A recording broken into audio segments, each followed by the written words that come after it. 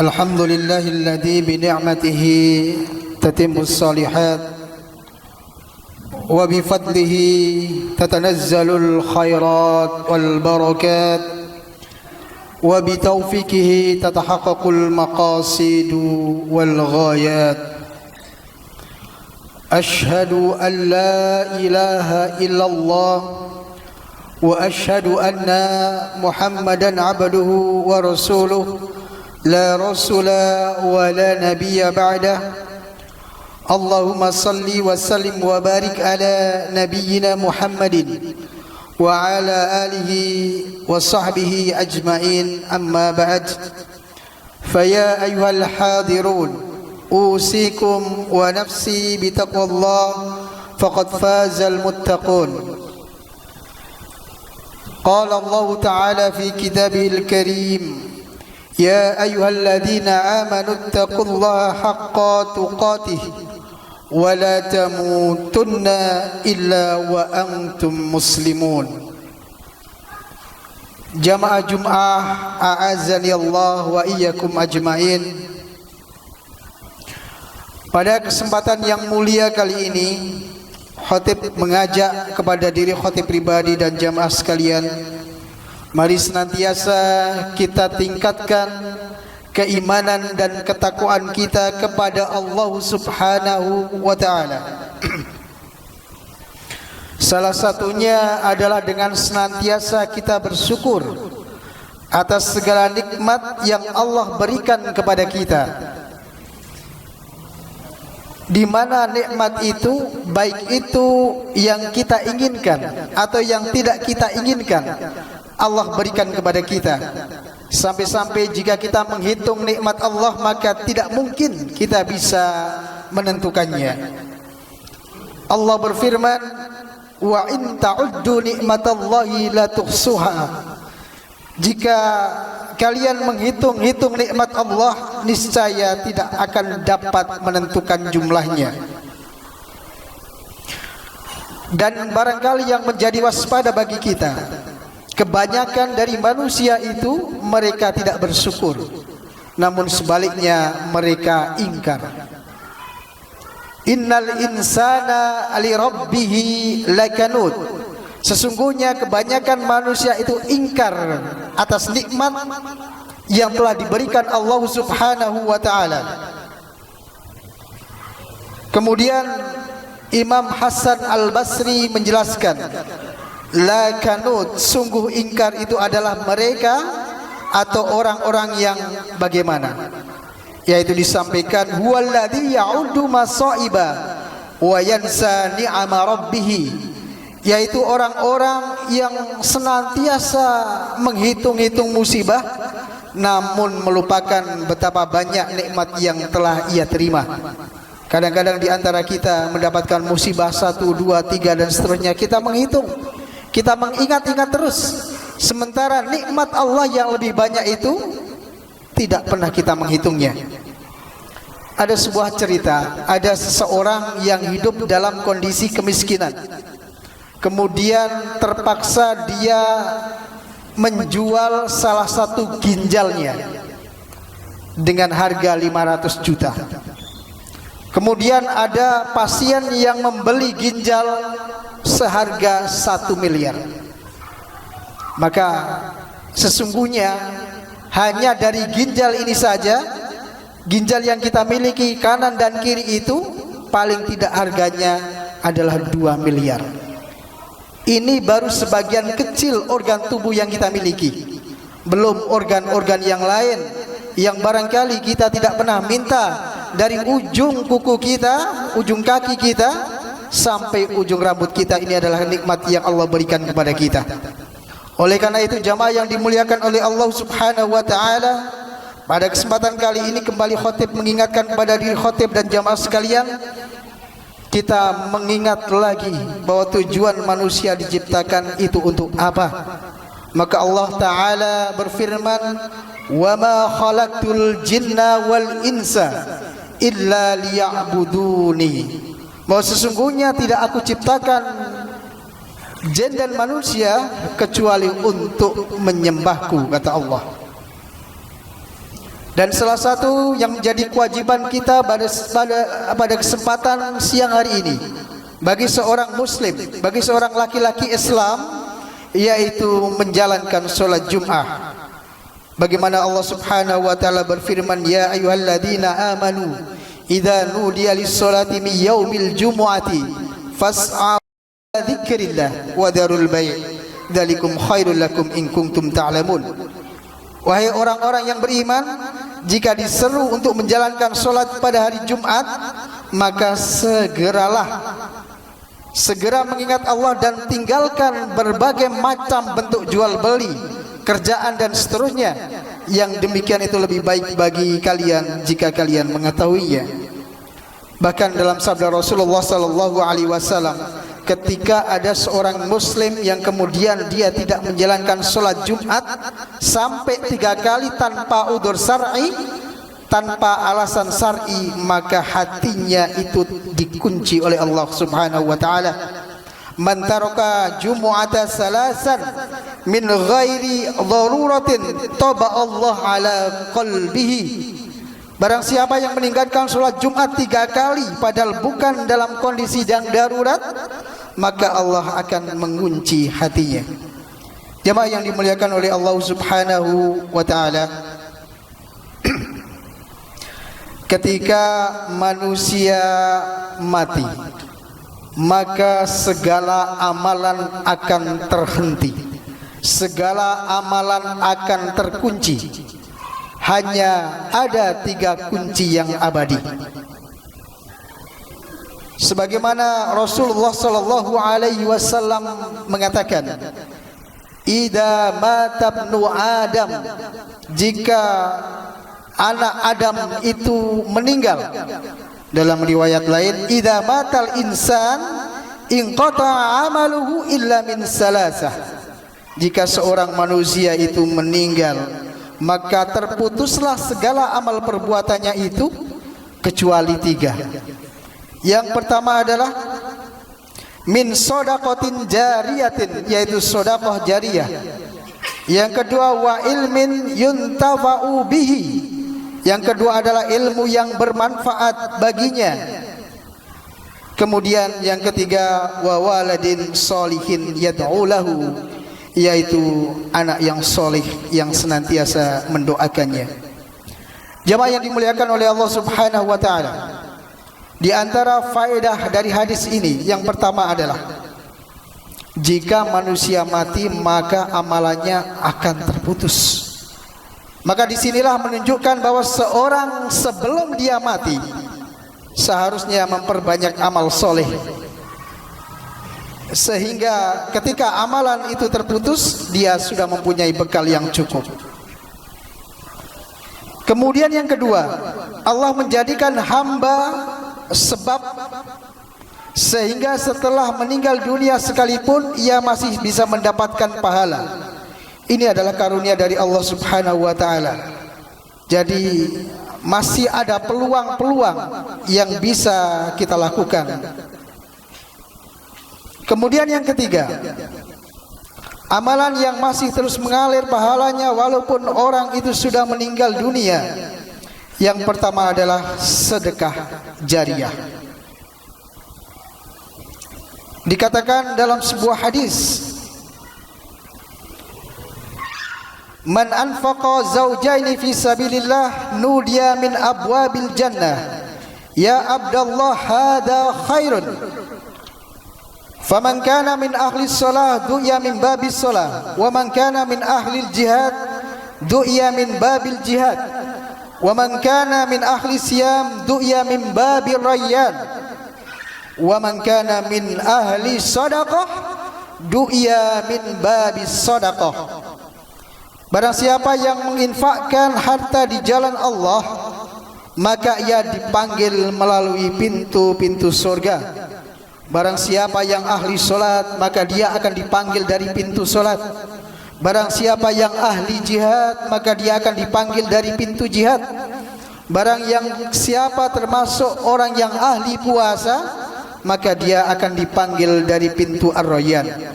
Dan barang siapa yang ahli sedekah, maka dia akan dipanggil dari pintu sedekah. Jemaah yang dimuliakan oleh Allah Subhanahu wa taala, contoh dari sedekah adalah di antaranya membangun atau berpartisipasi dalam pembangunan masjid, sekolah, panti asuhan, pondok pesantren, rumah sakit dan seterusnya. Kemudian juga bisa wakaf tanah bangunan. Kemudian juga barangkali hal-hal lain yang diperuntukkan untuk kepentingan umat Islam, seperti wakaf Al-Quran, buku-buku agama dan seterusnya. Kemudian juga termasuk membantu membuat sarana umum, seperti menggali sumur, membangun jembatan, mengalirkan air ke tempat yang membutuhkan dan seterusnya. Dan juga termasuk di dalamnya adalah sedekah makanan. Jamaah yang dimuliakan oleh Allah Subhanahu wa taala, bahkan pernah sahabat Umar bin Khattab itu beliau memanggil umatnya, yaitu dalam rangka untuk berbuka puasa, beliau hanya menyediakan air putih, dan itu merupakan juga bagian dari sedekah. Kemudian Nabiullah Ibrahim alaihissalam, beliau itu paling tidak bisa kalau makan sendirian. Kalau beliau sudah tersedia makanan yang ada di meja, beliau mencari orang-orang yang ada di sekitarnya, kemudian diajak untuk makan bersama. Bahkan dalam sebuah kisah diceritakan pernah Nabi Ibrahim ini berjalan berkilo-kilo untuk mencari orang untuk diajak makan bersama. Kemudian juga seorang syekh dari Arab Saudi, beliau sudah almarhum, yaitu Syekh bin Baz. Beliau ini terkenal setiap hari itu memberikan makanan kepada orang-orang, jumlahnya yaitu setiap hari 500 porsi. Jadi istilahnya adalah makan siang bergizi, makan siang gratis dari dana sendiri. Kemudian di malam hari beliau juga menyediakan 500 makan gratis. Jadi selama sehari itu beliau menyediakan kurang lebih 1000 porsi makan gratis. Ini adalah contoh-contoh yang pernah dicontohkan para ulama kita. Jamaah yang dimuliakan oleh Allah Subhanahu wa taala. Kemudian yang kedua adalah ilmu yang bermanfaat. Rasulullah sallallahu alaihi wasallam bersabda, "Inna mimma yalhaqul mu'mina min amalihi wa hasanatihi ba'da mautihi ilman 'allamahu wa nasarahu." Sesungguhnya di antara amalan dan kebaikan seorang mukmin yang akan menyusulnya ketika ia sudah meninggal adalah ilmu yang diajarkan dan disebarkannya. Bahkan dalam sebuah hadis dikatakan juga, sungguhnya Allah, malaikat dan semua penduduk langit dan bumi, bahkan semut yang ada di sarangnya dan juga ikan yang ada di dasar lautan, mereka bersolawat, mereka mendoakan dan memohon ampunan bagi orang-orang yang mengajarkan kebaikan kepada manusia lain. Kemudian contoh lain dari ilmu yang bermanfaat itu diantaranya juga seperti menulis, menerbitkan karya ilmiah keagamaan, kemudian menyebarkan pengetahuan.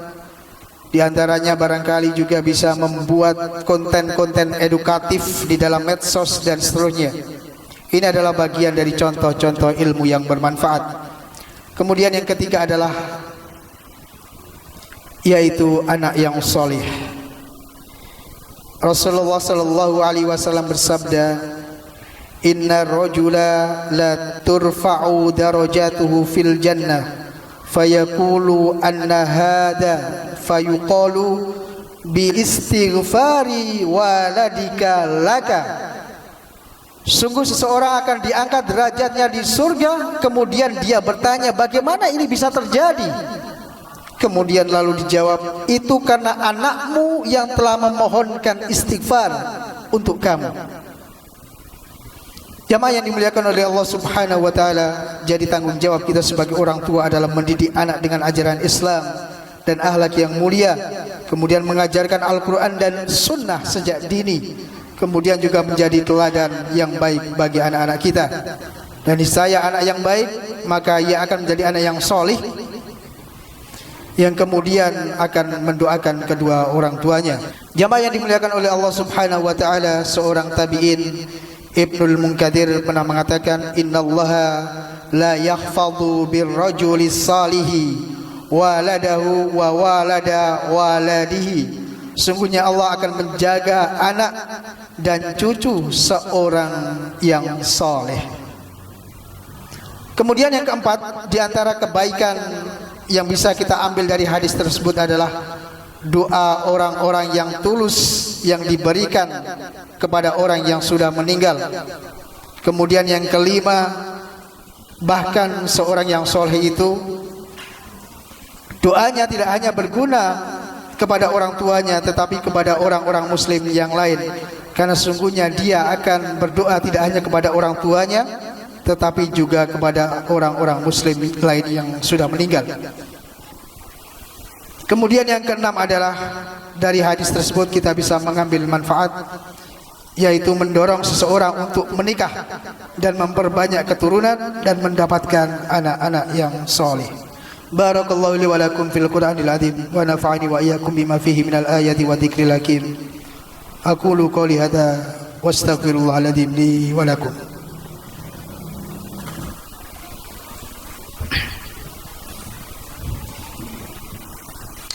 Innal hamdalillah nahmaduhu wa nasta'inuhu wa nastaghfiruh wa na'udzu billahi min shururi anfusina wa min sayyiati a'malina. May yahdihillahu fala mudilla lahu wa may yudlilhu fala hadiya lahu. Asyhadu an la ilaha illallah wahdahu la syarika lahu wa asyhadu anna Muhammadan 'abduhu wa rasuluh. Allahumma shalli wa sallim wa barik ala nabiyyina Muhammadin wa ala alihi washabihi ajmain. Jamaah yang dimuliakan oleh Allah Subhanahu wa taala, maka pada kesempatan kali ini tiga hal yang barangkali bisa kita simpulkan dari hadis Rasulullah sallallahu alaihi wasallam, dan peluang ini bisa didapatkan pada setiap orang. Yang pertama adalah orang yang kaya, dia punya peluang masuk surga dari harta yang ia belanjakan di jalan Allah. Bahkan sesungguhnya tidak menunggu kaya, tetapi bagaimana kita bisa menyisihkan harta kita untuk bersedekah di jalan Allah. Kemudian yang kedua adalah orang yang berilmu, berkontribusi melalui ilmu yang diajarkan dan disebarkannya. Kemudian yang ketiga adalah seorang tua yang mendidik anaknya dengan ilmu agama sehingga ia menjadi anak yang soleh. Belajar agama tidak harus menjadi seorang ustadz, belajar agama tidak harus menjadi seorang kiai, tetapi dengan belajar agama seorang anak akan mengetahui mana yang halal, mana yang haram. Bagaimana seorang anak bisa beribadah dengan benar, bisa mengikuti sunnah-sunnah Rasul, kemudian bisa membaca Al-Quran dengan baik dan benar, dan seterusnya. Innallaha wal malaikatahu yusalluna 'alan nabi ya ayyuhalladzina amanu sallu 'alaihi wa sallimu taslima. Allahumma salli 'ala nabiyyina Muhammadin وعلى آل محمد كما صليت على إبراهيم وعلى آل إبراهيم وبارك على محمد وعلى آل محمد كما باركت على إبراهيم وعلى آل إبراهيم إنك حميد مجيد. اللهم اغفر للمسلمين والمسلمات والمؤمنين والمؤمنات إنك سميع قريب مجيب دعوات ويا قاضي الحاجات. Allahumma la sahla illa ma ja'altahu sahla wa anta taj'alul hazna idza syi'ta sahla. Allahumma la tada' lana dhanban illa ghafartah wa la hamman illa farajtah wa la 'aiban illa satartah wa la daynan illa qadaitah wa la saqaman illa syafaitah ولا حاجة إلا قضيتها ويسرتها فيسر لنا أمورنا واشرح صدورنا ونور قلوبنا واختم بالصالحات أعمالنا اللهم انصر من نصر الدين واخذل من خذل المسلمين واجعل بلدتنا إندونيسيا هذه بلدة طيبة تجري فيها أحكامك وسنة رسولك يا حي يا قيوم اللهم انصر إخواننا المسلمين والمجاهدين والمستضعفين في فلسطين وفي كل مكان وفي كل زمان ربنا هب لنا من أزواجنا وذريتنا قرة أعين واجعلنا للمتقين إماما ربنا آتنا في الدنيا حسنة وفي الآخرة حسنة وقنا عذاب النار سبحان ربك رب العزة عما يصفون وسلام على المرسلين والحمد لله رب العالمين وأقيم الصلاة.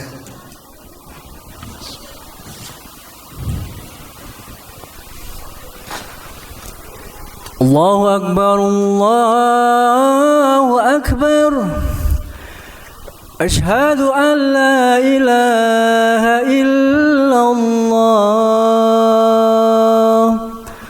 أشهد أن محمد رسول الله حي على الصلاة حي على الفلاح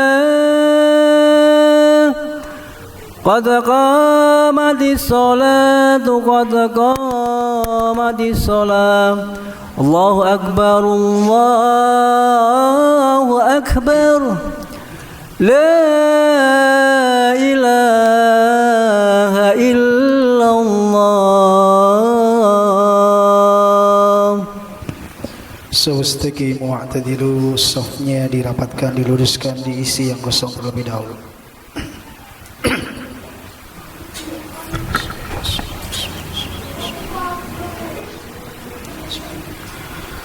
Allahu Akbar.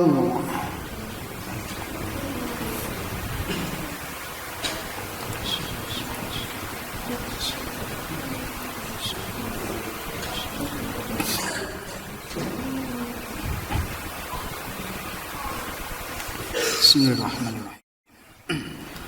Alhamdulillahi Rabbil Alamin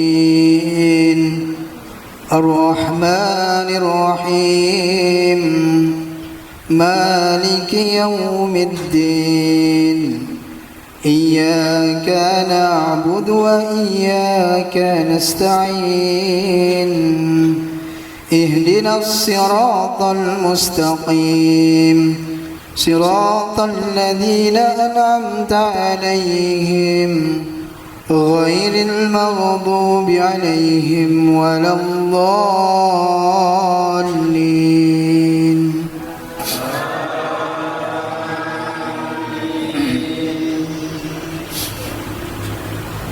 قل إن الموت الذي تفرون منه فإنه ملاقيكم ثم تردون إلى عالم الغيب والشهادة فينبئكم بما كنتم تعملون يا أيها الذين آمنوا إذا نودي للصلاة من يوم الجمعة فاسعوا إلى ذكر الله وذروا البيع ذلكم خير لكم إن كنتم تعلمون فإذا قضيت الصلاة فانتشروا في الأرض وابتغوا من فضل الله واذكروا الله كثيرا لعلكم تفلحون وإذا رأوا تجارة أو لهوا انفضوا إليها وتركوك قائما قل ما عند الله خير من اللهو ومن التجارة والله خير الرازقين. الله أكبر.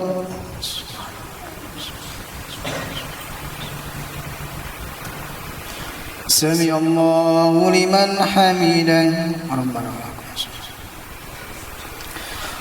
Allahu Akbar.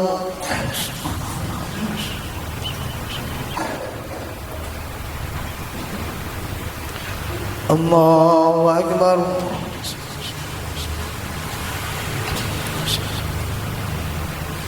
Allahu Akbar.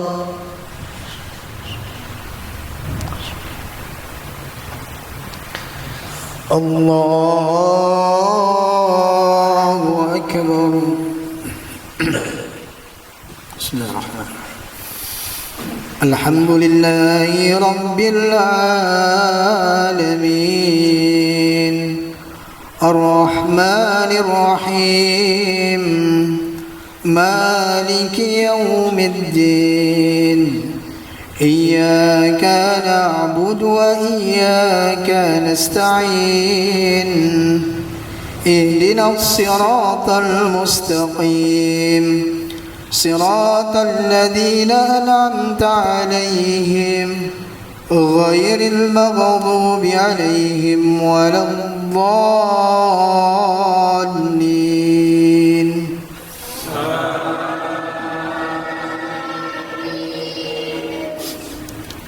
يا أيها الذين آمنوا استعينوا بالصبر والصلاة إن الله مع الصابرين.